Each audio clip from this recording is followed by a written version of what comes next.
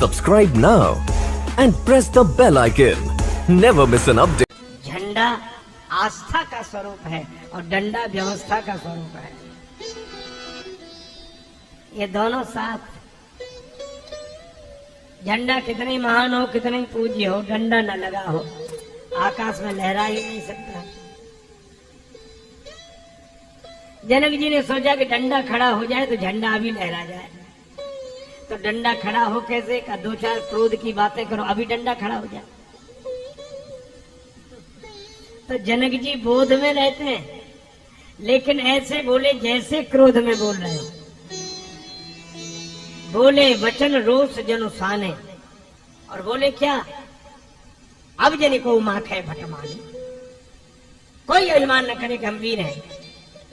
और ये कहकर देखा किधर, लक्ष्मण जी की तरफ के असर हो रहा है कि नहीं। भाई बोलने वाला तो जिसके लिए बोलता है उसकी तरफ देखता है कि असर हुआ कि नहीं। एक गांव में एक महात्मा गए, एक विचित्र आदमी उनके उसके महात्मा जी के पीछे पड़ गया। बोले महाराज चेला बना लो, दीक्षा दे।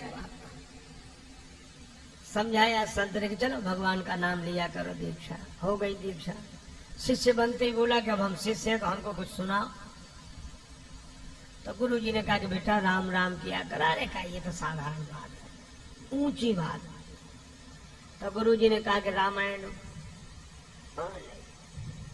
भागवत रामायण ऊंची। गुरु जी भी समझ गए कि चेला नहीं गुरु ही मिला है। तो गुरु जी ने कहा कि गीता। बोले हाँ ये कुछ चल सकता है, वही सुना। तो गुरु जी बोले गीता तो कल सुनाएंगे, आज महात्मा सुनाते हैं। तो महात्मा का एक श्लोक में भी एक आधा हिस्सा, सर्वोपनिषदो गावो दोग्धा गोपाल नंदना, ये सभी उपनिषद गाए हैं और दोहने वाले भगवान श्री कृष्ण हैं। अर्जुन बछड़ा है, गीता ज्ञान ही दुग्ध है। ऐसे गुरु जी ने सुनाना शुरू किया। अब चेला कहे वाह वाह वाह महाराज वाह, बहुत सुंदर, बहुत उत्तम। अब गुरु जी का उत्साह और बड़ा, सुनाते गए, एक आध घंटे बोलते रहे। बाद में गुरु जी बोल चुके, तब कहा कि बेटा कुछ समझ में ना आया हो तो पूछ लो। तो बोले हमें समझ में ना आया, हमें आप कम समझाते, हम ज्यादा समझते। गुरु जी बोले कि बस हम ही नहीं समझ पाए, तुम तो सब समझ ही गए। बोले कि फिर भी। बोले और तो सब समझ में आया, एक जरा सी बात समझ में नहीं आई। क्या? बोले आप बार बार कह रहे थे दो गधा गोपाल नंदना, तो ये दो गधा कौन थे यह समझ में नहीं आया। दो गधा, दो गधा। तो गुरु जी ने माथा पीटा, का उत्तर नहीं दिया। दो गधा कौन? गुरु जी बोले एक हम और दूसरे तुम, एक न सुनाई एक नहीं देखा। तो कहने वाला देखेगा कि असर होगा कि नहीं। तो जनक जी बोले और लक्ष्मण जी की तरफ देखे। अब शब्द देखो कितना से, अब जन को माखे भटमानी,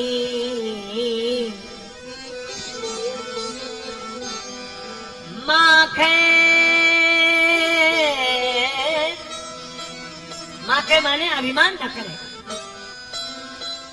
और ये कहकर जनक जी ने जब लक्ष्मण जी की तरफ देखा तो लक्ष्मण जी ने उसी शब्द को पकड़ लिया। माखे लखन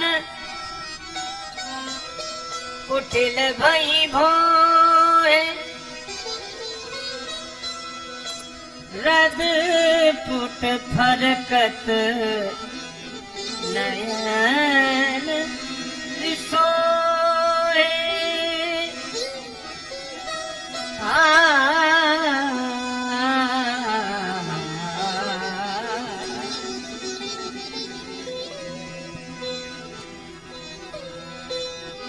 जनक जी बोले कोई अभिमान न करे। लक्ष्मण जी बोले क्यों ना करें, हम करते हैं। लक्ष्मण जी को तो राम जी का ही अभिमान है। बहुत टेढ़ी हो गई, नेत्रों में लालिमा दौड़ गई, उठकर खड़े हुए। जनक जी ने देखा, मन में बड़े खुश हुए। कब डंडा खड़ा हो गया, झंडा लहरा जाएगा। लक्ष्मण जी खड़े। अब भैया अच्छा एक बात आपने अनुभव की होगी, आजकल जितने क्रोधी हैं सब अपने को लक्ष्मण समझते हैं। एक सज्जन को मैं जानता हूं, इतने दुबले पतले हैं, कोई स्नान भी एकांत में करते हैं, एक एक नस नाड़ी शरीर की दिखाई देती, इतने दुबले। पर वो जितने दुबले हैं उतने ही बड़े अभिमानी हैं। एक दिन उनको क्रोध आ गया, तो इतना जोर से क्रोध आया, कांप रहे क्रोध में, और बीच बीच में कहे फिर हम लक्ष्मण हैं, फिर हम लक्ष्मण हैं। हमको हंसी लगी कि ये नहीं कह रहा कि हम क्रोधी हैं, क्रोध में कांपे, हम लक्ष्मण हैं। अरे हमके रहने दे, तेरे ही जैसे होते हैं लक्ष्मण। लक्ष्मण जी क्रोध करते थे तो धरती कांपती थी। लखन सको वचन जब बोले, डगमगाने मही दिग्गज डोले। हमने कहा तू तो स्वयं कांप रहा है। मैं तो कहता हूं लक्ष्मण जी से अगर कोई क्रोध करना सीख ले तो जीवन धन्य हो जाए। कैसे? लक्ष्मण जी को क्रोध तो आया, लेकिन क्या क्रोध में बोलने लगे तुरंत? ना, कहीं न सकत रघुवीर डर लगे वचन जन बाण। जनक जी के वचन बाण की तरह तो लगे, लेकिन लक्ष्मण जी राम जी के डर से नहीं बोलते। क्या अद्भुत उदाहरण है, जब क्रोध में भगवान का डर बना रहे। क्रोध में भगवान का डर बना रहे तो क्रोध के कारण कोई अमंगलकारी कृत्य नहीं होगा। और बोले बिना रहा नहीं गया तो नाई राम पद कमल से। हम कैसे कहेंगे लक्ष्मण जी जोश में हैं कि होश में? वे कहते हैं बात बाद में करूंगा, पहले राम जी के चरणों में प्रणाम कर लो। नाई राम पद कमल सिर, राम जी के चरण कमलों में प्रणाम करके बोलते हैं।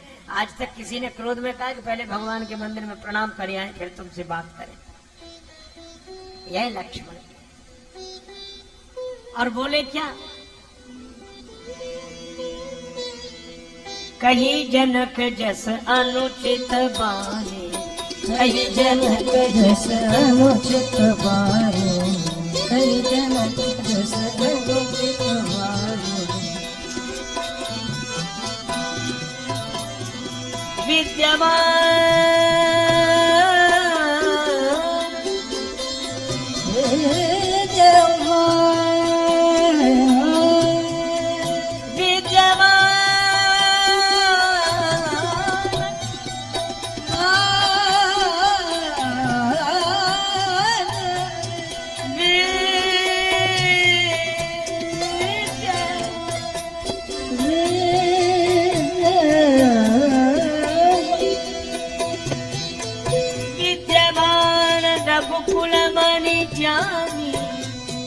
रघुकुल मन जानी, जानी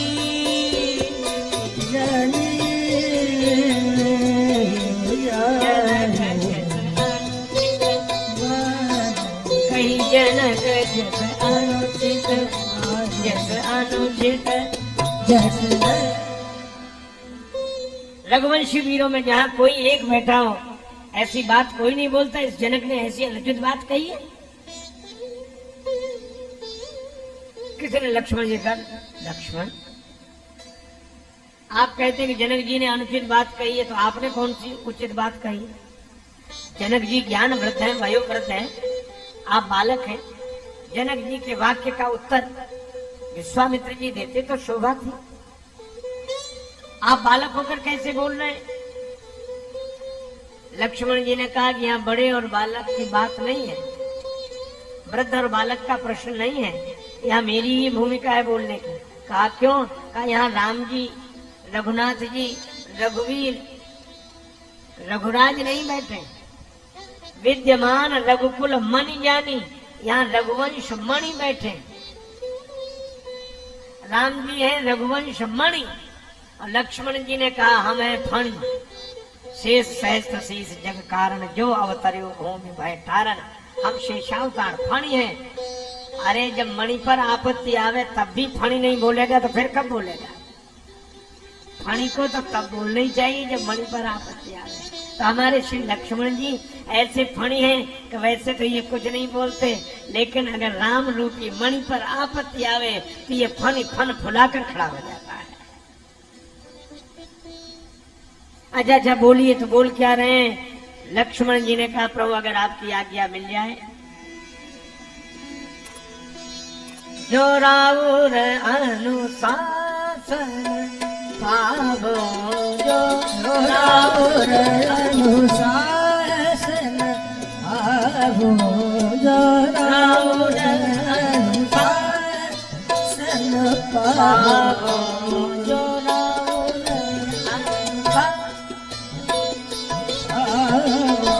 जो राउर अनुशासन पावो, जो राउर राउर राउर अनुशासन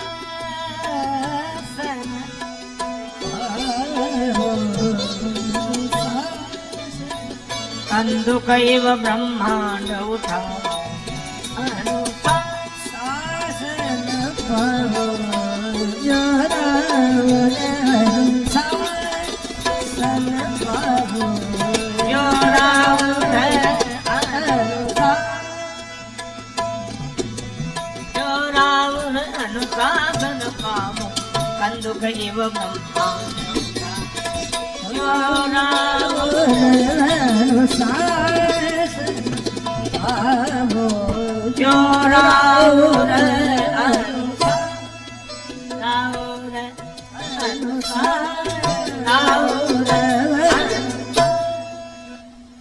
अगर आपकी आज्ञा मिल जाए तो गेंद के समान ब्रह्मांड उठा लो।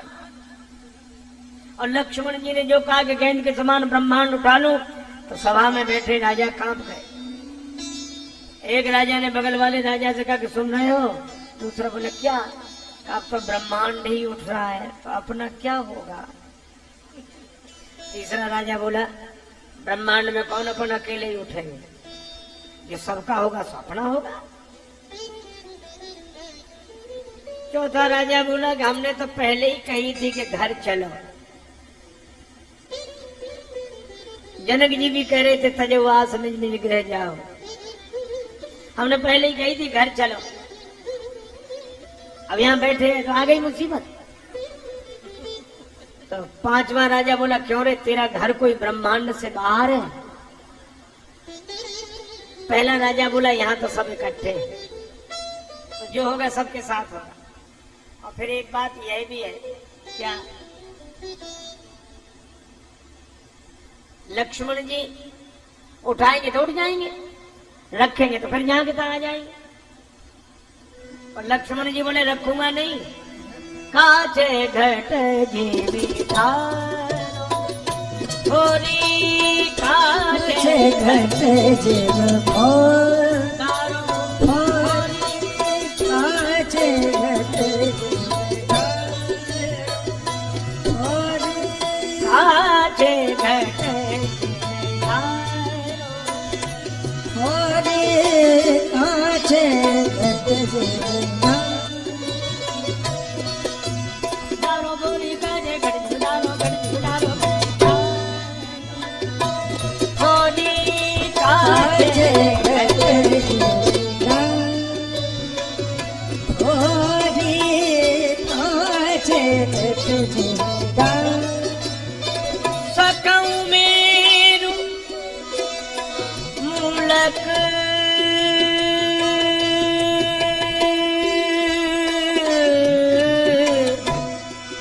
देव तोरे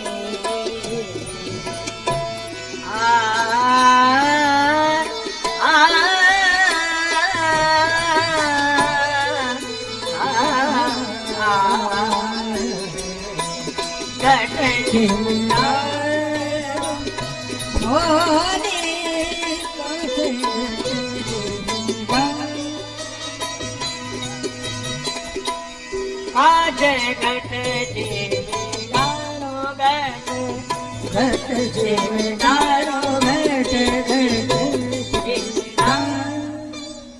कच्चे घड़े के समान फोड़ डालूंगा ब्रह्मांड को।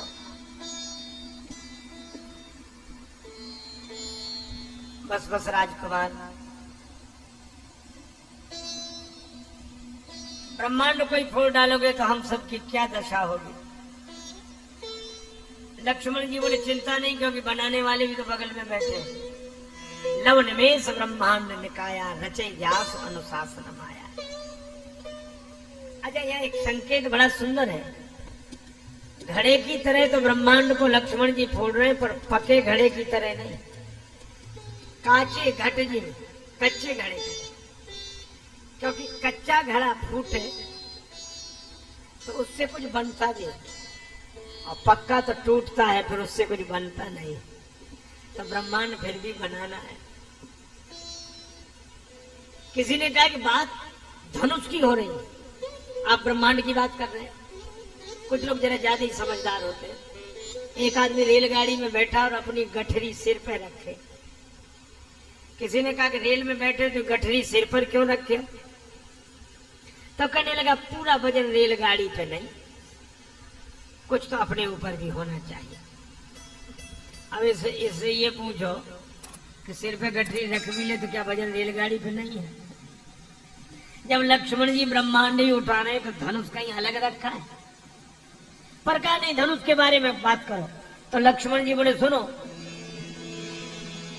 कमल नाल जिमि चाप चढ़ावो, कमल नाल जिमि चाप चढ़ावो, जो जन सत प्रमाण ले धाम, जो जन सत समान ले धामो।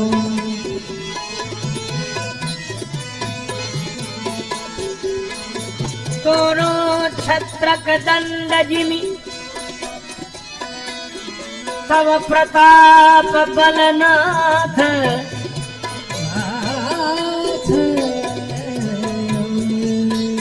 जो न करो जो न करो प्रभु पद शपथ,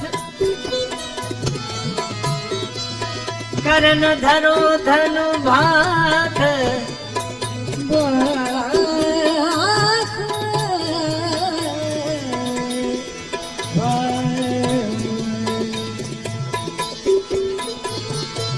चाप चढ़ावो कमल नाल, चाप चढ़ावो कमल नाल, चाप नाल, चाप नाल, चाप चढ़ावो कमल नाल जिमि चाप चढ़ावो,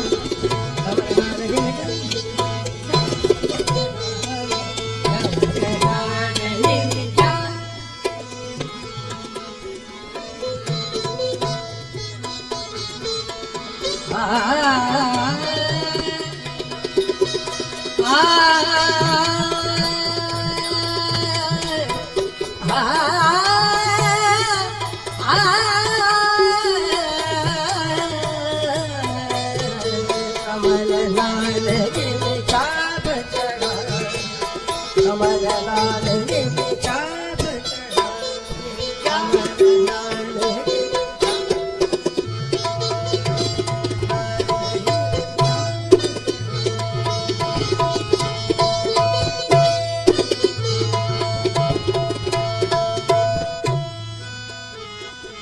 लक्ष्मण जी ने कहा कमल नाल की तरह धनुष को चढ़ाकर 100 योजन तक ले जा सकता हूँ, छत्रक दंड की तरह तोड़ डालूंगा। राम जी ने कहा इतनी ताकत है। अब इस प्रसंग की सबसे बड़ी विशेषता यही है, राम जी ने कहा इतनी शक्ति है कि गेंद के समान ब्रह्मांड उठा लो, कच्चे घड़े के समान फोड़ डालो, कमल नाल की तरह धनुष को चढ़ाकर 100 योजन ले जाओ और छत्रक दंड की तरह धनुष का खंडन कर दो, इतनी शक्ति है। लक्ष्मण जी ने कहा प्रभु ये मैंने कब कहा कि मुझ में इतनी शक्ति है? मुझ में शक्ति नहीं है। अच्छा नहीं है तो काम करोगे कैसे? ये तो वैसी बात हुई जैसे कोई कहेगा आज यह भी खरीदेंगे, आज यह भी खरीदेंगे, दुकान बड़ी अच्छी है, सामान बहुत बढ़िया बढ़िया है। दुकानदार कहे कि जेब में पैसे हैं, पैसे जेब ही नहीं है तो खरीदोगे कैसे? एक आदमी अपनी घोड़ी की बड़ी तारीफ करता था, महाराज चलती है तो हवा से बातें करती है, रंग ऐसा कि देखते रह जाओ। कान तो ऐसे मिले हुए, उसमें गुण ही गुण, कमी सिर्फ एक। तो लोग उत्सुकता से पूछते कि क्या कमी है, तो धीरे से कहता मर गई। लक्ष्मण जी भी बोले जा रहे हैं कि मैं ब्रह्मांड उठाऊं, कच्चे घड़े के समान फोड़ूं, कमलनाल की तरह धनुष को चढ़ाऊं, 100 योजन ले जाऊं और छत्रक दंड की तरह तोड़ूं। राम जी ने कहा ताकत है, शक्ति है? बोले बिल्कुल नहीं। बोले नहीं तो करोगे कैसे? लक्ष्मण जी ने कहा प्रभु पूरी बात सुनो, तोड़ो छत्रक दंड जिम तव प्रताप बलनाथ, आपके बल पर, मुझे ताकत की क्या जरूरत है? हा? पंखा कहे कि हम हवा दे सकते हैं, कूलर कहे कि हम हवा दे सकते हैं, बल्ब कहे कि हम उजाला दे सकते हैं, और बिजली कहे कि हम जा रहे हैं। तो बिजली के कारण ही तो वह हवा दे सकता है, वह प्रकाश। लक्ष्मण जी ने कहा करेंगे हम, पर होगा तो आपके ही द्वारा, सत्ता तो आपकी है, शक्ति तो आपकी है। तो प्रताप बलनाथ, अरे मेरे बल पर इतना भरोसा है महाराज, अगर ऐसा न कर दूं तो कर्ण धरो धनुभात, आज के बाद धनुष बाण हाथ में धारण नहीं करूंगा। और लक्ष्मण जी ने जब यह वचन कहे तो डगमगाने मई धरती हिल गई, धरती के हिलने से सब हिल गए। राम जी ने कहा लक्ष्मण शांत शांत, तुम्हारे बोलने से धरती हिल रही है और धरती के हिलने से सब हिल रहे हैं। लक्ष्मण जी उसी तरह बोले कि प्रभु दो अभी भी नहीं हिलते। कहा कौन? कहा सब तो हिल रहे हैं पर दो नहीं हिल रहे। कहा कौन? बोले एक धनुष और दूसरे आप। न धनुष अपनी जगह से हिलता है, ना आप अपनी जगह से। और सूर्योदय अगर देर से हो तो किसे कष्ट नहीं होगा। भगवान ने कहा लक्ष्मण ठीक कहते हो। तो सूर्योदय क्या है? का आपका प्रभाव ही सूर्य है, और ये धनुष ये अंधकार है, चाप तम भारी, और आपका प्रभाव रूपी सूर्योदय देर से हो रहा है। उसे तो हो ही जाना चाहिए था प्रकट अब तक। राम जी ने कहा कि लक्ष्मण बात तुम्हारी ठीक है, पर सूर्य भी किसी की प्रतीक्षा करता है। किसकी? कपड़ाता काल ब्रह्म बेला में पूर्व दिशा की ओर देखो तो सूर्योदय के पहले अरुणोदय होता है। अरुणोदय सकुचे कुंभ, पूर्व दिशा में लालिमा छा जाती है, तो लोग समझते कि अब सूर्योदय होने वाला है। राम जी ने कहा कि लक्ष्मण अगर मेरा प्रभाव सूर्य है तो तुम उस सूर्य की लालिमा हो, जब तक तुम प्रकट न हो जाओ तब तक मेरा प्रभाव कैसे प्रकट हो जाए। और लक्ष्मण जी गर्म हो गए। श्री तुलसीदास जी कहते हैं लक्ष्मण जी वैराग्य है, भगत ज्ञान वैराग्य जन सोहत धरे शरीर। तो लक्ष्मण जी वैराग्य है, और वैराग्य गर्म अच्छा रहता है, वैराग्य ठंडा ठीक नहीं। अजय गुरुदेव अभी तक नहीं बोले, अब बोले।